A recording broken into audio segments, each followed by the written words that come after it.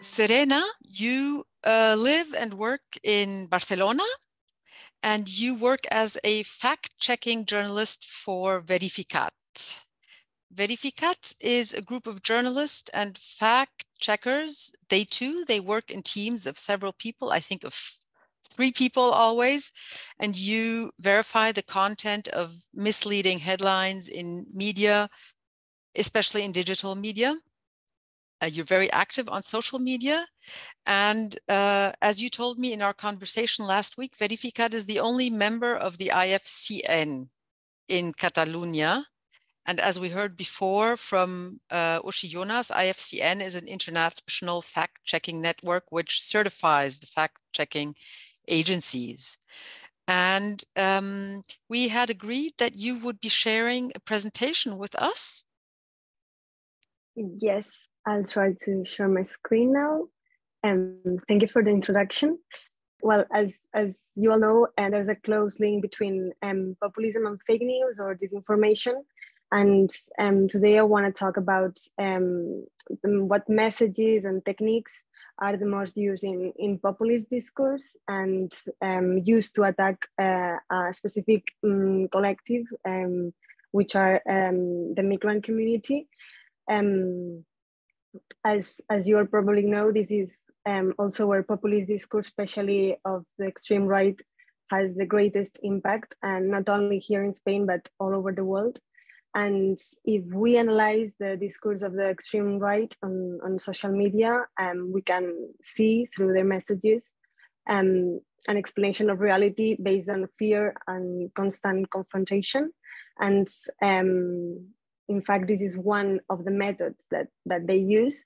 I'll give you some examples of different types of disinformation related to immigration. There are different mechanisms to spread these messages, and which are often connected. The first way is, and the most obvious one, is to directly give false data or information. For instance, saying that immigration increases public spending because immigrants receive more public aid, when there's a lot of evidence that this is not true. And we see a lot of examples of that. Another case is the so-called cherry picking that consists in taking individual cases of data that seem to confirm a position and trying to draw like a general conclusion. For example, a video of a robbery or an assault that the guilty people are foreigners, and saying that all immigrants steal or are violent. This is also very common, and we see it a lot in our everyday work. This when the videos and the images are real, because there's many cases in which they are manipulated. But yeah, we see that a lot. This cherry picking of different cases to talk to a very big community, like is the immigrant community. The third one would be the lack of context, and this happens a lot with crime statistics, because when referring to crime data, sometimes there's real data, but it can be misleading, or it's not if it's not explained or contextualized.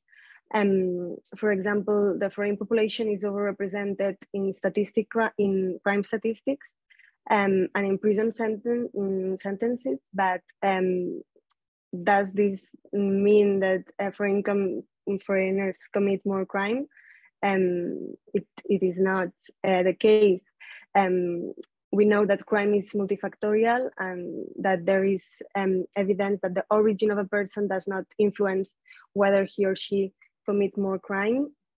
And the data in this case are conditioned by other factors, like can be poverty or the lack of integration of these people, of these immigrants.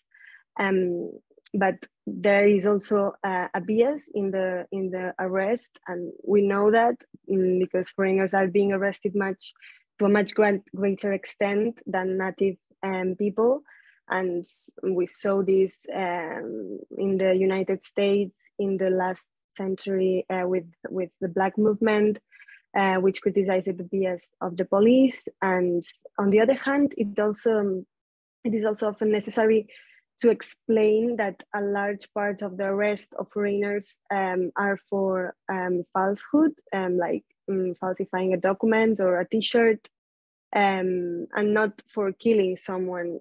This is also like very common when we talk about crime statistics related to the migrant community.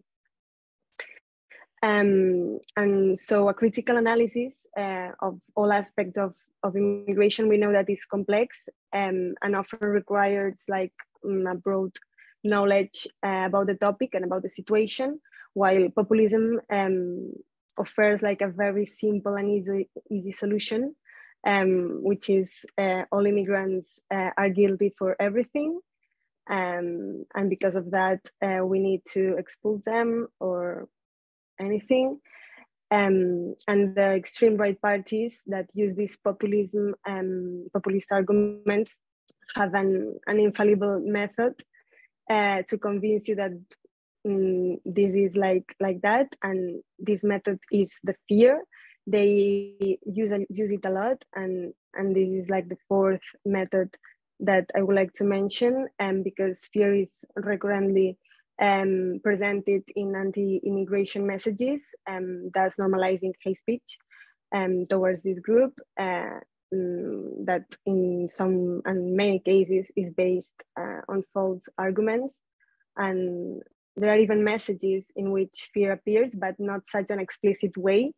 I will put you an example of this. It is said often that a supposed replacement of the society and an Islamization of the European society is yet to come. And this discourse includes typical characteristics of a conspiracy theory, which appeal to protect Western society from foreigners who have a culture that is incompatible with ours, and who, if we let them come, will replace us. But we know that this is not true, and the data and the experts doesn't approve that.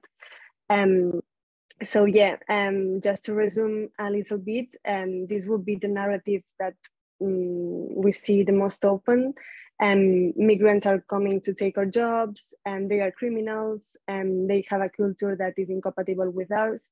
And in relation to the also LGBTI phobic discourses that also my colleague said before, it is also curious to mention a thing that we detected happened in the last months, that in some cases, when it comes to prioritizing whether to discriminate against the migrant community or the LGBT community, the first one is prioritized for the populist discourses and the populist accounts in social media.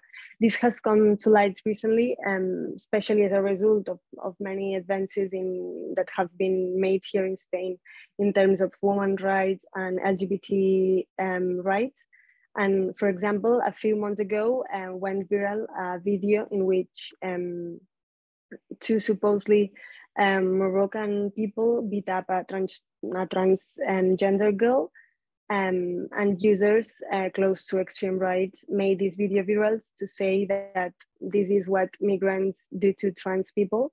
Their intention, it was at any moment to defend the rights of the trans girl, but to take advantage of the situation like this, and to criminalize immigrants and say that their culture is incompatible with ours. And to finish, I would like to also end with a funny anecdote that we saw recently, because there are TikTok's videos in which migrants claim to receive money for not doing nothing and things like that, but they are created like for humorous accounts in a funny way, just to make fun about all of those who say that they receive aid from the state for doing nothing. And one of these guys who made one of these parodies explained that he picked up a problem, and instead of getting angry, he chose to laugh about it. But that what happened in the end was that these videos have been seen by those who think that migrants really receive money from the state for doing nothing. And with that, they say that they are right, because the migrants itself they admit it when the videos were like just humor.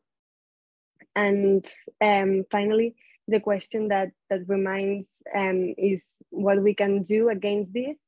And at Verificat, we currently have two clear lines of action. On the one hand, we verify information, and on the other one, we make RCs at high schools and everywhere else where we are invited to, in order to explain how not to fall into the traps of disinformation and how we can stop it. And for this reason, we are also very active on social media, on TikTok, on Instagram, on Twitter, because we know that disinformation circulates very, very fast. And we also have to be very quick and smart to reach as many people as possible with our work. And yeah, that was a little bit. Thank you very much, Serena.